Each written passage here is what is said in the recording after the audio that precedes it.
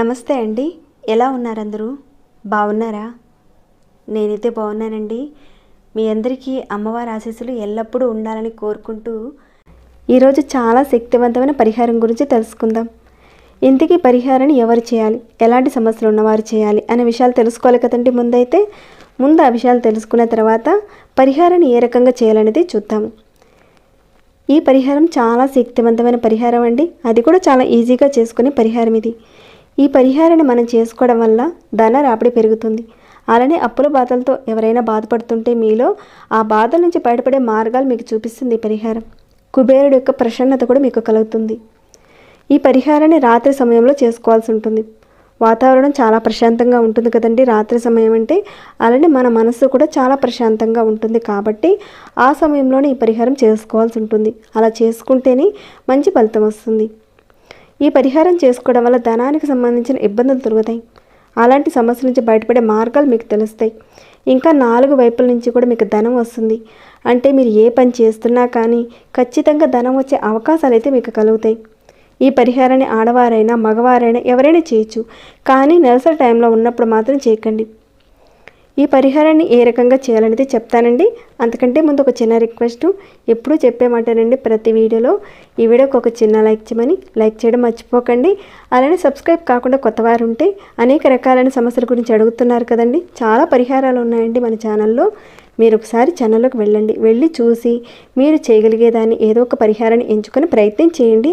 మీరు చేసిన తర్వాత మీకు వచ్చిన మార్పుని, రిజల్ట్ని నాతో షేర్ చేసుకోవడం మర్చిపోకండి. అలానే ఈ ఛానల్కి సబ్స్క్రైబ్ కండి, బెల్ బటన్ ప్రెస్ చేసి అలానే నోటిఫికేషన్ ఆన్లో పెట్టుకోండి.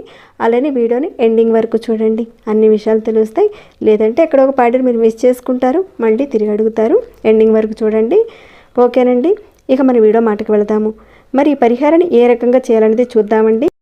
ఈ పరిహారాన్ని మనం ఏ రోజు నుంచి అయినా సరే మొదలు పెట్టుకోవచ్చు. వారం అంటూ వర్జం అంటూ ఏదీ లేదండి. ఎప్పటి నుంచి అయినా సరే మనం మొదలు పెట్టుకోవచ్చు. మీరు ఏ రోజు నుంచి అయితే మొదలు పెడతారో ఆ రోజు నుంచి మీరు ఒక 11 రోజుల పాటు ఈ పరిహారాన్ని చేయాలి. మధ్యలో ఎలాంటి నెలసరి అనేది రాకుండా చూసుకోండి. ఆ 11 రోజుల పాటు అంటే ఈ పరిహారాన్ని మీరు చేద్దామనుకుంటున్నారు, 11 రోజుల పాటు కంటిన్యూస్గా చేయాలి. కాబట్టి ఆ రోజుల్లో ఆడవారికి సంబంధించిన సమస్య అనేది రాకూడదు. అలా చూసుకొని మీరు మొదలు పెట్టండి. ఒకవేళ ఈ 11 రోజుల్లో ఏదైనా ఒక పని పడింది, మీకు వెళ్ళాల్సిన పరిస్థితి వచ్చింది, ఒకవేళ మర్చిపోయారు మీరు, అప్పుడు అలాంటి సిచ్యువేషన్ వస్తే కనుక మళ్ళీ మీరు మొదటికి రావాల్సింది, మళ్ళీ మొదటి నుంచి మీరు మొదలు పెట్టాల్సింది. ఇది ఒకటి గుర్తుపెట్టుకోండి. ఈ పరిహారాన్ని అయితే రాత్రి పడుకునే ముందు చేయాలి. పరిహారానికి కావలసిన వస్తువుల విషయానికి వస్తే పెద్ద ఖర్చుతో కూడినవి కాదండి. చాలా సింపుల్గా చేసుకునే పరిహారం ఇది. దానికని మీరు ఒక వైట్ కలర్ క్లాత్ అనేది తీసుకోండి. కాస్త కొత్త క్లాత్ అనేది తీసుకోండి. వైట్ కలర్ క్లాత్, కాటన్ది తీసుకోండి. అలానే ఒక 11 రూపాయల బిళ్ళలు కూడా కావాలి. ఎలా అంటే ఇక్కడ 11 రూపాయలు అన్నీ కూడా 1 రూపీ కాయిన్స్ మీరు తీసుకోవచ్చు. లేదంటే 2 రూపాయల కాయిన్స్ అయినా తీసుకోవచ్చు. 5 రూపాయల నాణాలైనా సరే తీసుకోవచ్చు. 1 రూపాయి కాయిన్స్ ఉన్నా కానీ ఒక 11 రూపాయలు అవుతాయి కదండి. 11 రూపాయల కాయిన్స్ అయినా తీసుకోవచ్చు. ఇక్కడ మీకు చూపించిన విధంగా ఈ రకంగానైనా సరే మీరు తీసుకోవచ్చు. లేదంటే మీరు 11 రూపాయల బిళ్ళలైనా సరే మీరు తీసుకోవచ్చు. ఎందుకంటే కొందరికి అర్థం కాకపోవచ్చు కదండి, అందుకే ఇంత విపులంగా చెప్పడం జరుగుతుంది. ఇది చాలా పురాతనమైన పరిహారం అండి.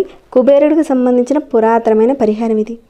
పూర్వకాలంలో అప్పటి రోజుల్లో వాళ్ళు ఈ పరిహారాన్ని చేసేటప్పుడు ఇక్కడ వాడే ఈ 11 రూపాయలకు బదులుగా 2 రూపాయల నాణాలను వాళ్ళు వాడేవారు. కానీ ప్రస్తుత రోజుల్లో మనం పెట్టలేం కదండి, దానికి బదులుగా ఇక్కడ 11 రూపాయలు వాడుతున్నాం. ఈ పరిహారాన్ని చేసేటప్పుడు రాత్రి పడుకునే ముందు మీరు ఉత్తరం వైపు తల పెట్టుకుని పడుకోవాలి. దక్షిణం వైపుని యమస్థానం అంటారు. ఉత్తరం వైపు స్థానాన్ని కుబేర స్థానం అంటారు.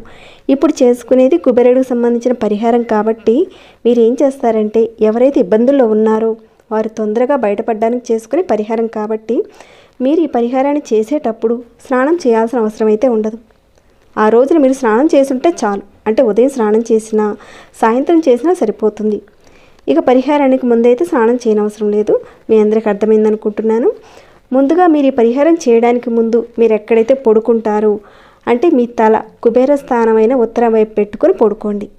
పడుకున్నప్పుడు మీ తల వెనకాల కొంత స్పేస్ అనేది ఇచ్చి ఒక చిన్న కుర్చీ కానీ స్టూల్ కానీ ఏదోటి పెట్టుకొని దాని మీద వైట్ కలర్ క్లాత్ పెట్టండి. ఇక్కడ తీసుకున్నారు కదండి, ఆ వైట్ కలర్ క్లాత్ పెట్టండి. అలా పెట్టడానికి తగిన విధంగా కుర్చీ అలాంటిది ఏది లేదనుకోండి, మీ తల వెనక భాగాన ఒక చిన్న పీట అనేది పెట్టుకొని ఆ పీట మీద వైట్ కలర్ క్లాత్ అనేది పెట్టి దాని మీద 11 రూపాయలు పెట్టి కుబేరుణ్ణి మనసులో తలుచుకోండి. ఇక్కడ మీ యొక్క సమస్యలు, కోరికలు అన్నీ కూడా మనసులో చెప్పుకోండి. నేను ఈ సమస్యల నుంచి బయటపడాలని కోరుకుంటున్నాను, నాకు డబ్బులు కావాల్సి ఉంటుంది, అలానే నాకు డబ్బులు ఇవ్వాల్సి ఉంటుంది, అది రావాలి అని మనసులో కోరుకోండి. అలా చెప్పుకున్న తర్వాత మీరు ప్రశాంతంగా పడుకోండి. ఇక మరుసటి రోజు అంటే 2వ రోజున మీరు ఉదయాన్నే చక్కగా నిద్రలేచి స్నానాది కార్యక్రమాలు అన్నీ ముగించుకున్న తర్వాత ఆ వైట్ కలర్ క్లాత్లో 11 రూపాయలు పెట్టారు కదండి, ఆ 11 రూపాయలని మీకు దగ్గరలో ఎక్కడైనా గుడి ఉంటే కనుక ఆ గుడి హుండీలో వేసేయండి. ఒకవేళ అలా చేయడానికి కుదరలేదనుకోండి, కాస్త కష్టమైన పని అంటారా, 11 రూపాయలతో అంటే ఆ 11 రూపాయలతో ఒక అరటిపండు కానీ ఏదో ఒకటి ఒక చిన్న తినే ఆహారం పదార్థం ఉంటే ఆ 11 రూపాయలకి ఏమొస్తాయో వాటిని కొని ఎవరికైనా పంచిపెట్టండి. ఈ రకంగా మీరు వరుసగా 11 రోజుల పాటు చేయాల్సి ఉంటుంది. అంటే ప్రతిరోజు ఆ క్లాత్ మీద 11 రూపాయలు పెట్టడం, అమౌంట్తో ఏదైనా కొని ఎవరికైనా పేదవారికి ఇచ్చేయడమా లేదంటే హుండీలో వేసేయడమా చేయండి. మళ్ళీ మీలో కొంతమంది ఈ మాట అనొచ్చేమో, అందుకే చెప్తున్నానండి, 11 రోజుల పాటు 11 రూపాయలు పెట్టి ఆ మొత్తం అమౌంట్ని అంతా కూడా లాస్ట్ డే కలిపి ఇవ్వచ్చా అని మీరు అడగచ్చు. మీలో కొంతమంది ఉండొచ్చు. అలా అయితే చేయకూడదండి. ప్రతిరోజు మీరు గుడి హుండీలో వేస్తారా లేదంటే ఏదైనా ఆహార పదార్థాన్ని మీరు కొని ఎవరికైనా పంచి పెడతారా అన్నది మీరు డిసైడ్ చేసుకోండి. ఎలా కుదిరితే అలా ప్రతిరోజు మీరు 11 రోజుల పాటు చేయాల్సి ఉంటుంది. అంటే ప్రతిరోజు ఆ వైట్ కలర్ క్లాత్లో చక్కగా 11 రూపాయలు పెట్టడం, మీ తల వెనకాల పెట్టడం, ఆ తర్వాత నెక్స్ట్ డే ఆహార పదార్థాన్ని ఏమన్నా ఇవ్వడమా లేదంటే గుడి హుండీలో వేసేయడమా అన్నది మీరు డిసైడ్ అవ్వండి. మరి వైట్ కలర్ క్లాత్ని ప్రతిరోజు మార్చాలా అని మీకు డౌట్ వచ్చే ఉండొచ్చు. వైట్ కలర్ క్లాత్ని మొదటి రోజు మీరు ఏదైతే పెట్టారో ఆ క్లాత్ని దాన్ని ప్రతిరోజు మీరు వాడుకోవచ్చు. మీరు మొదటి రోజు పెట్టిన ఆ వైట్ కలర్ క్లాత్ కొత్తదై ఉండాలి. ఇంట్లో వాడింది అయితే కాకుండా ఉండాలండి, కొత్తది మాత్రం వాడాల్సి ఉంటుంది.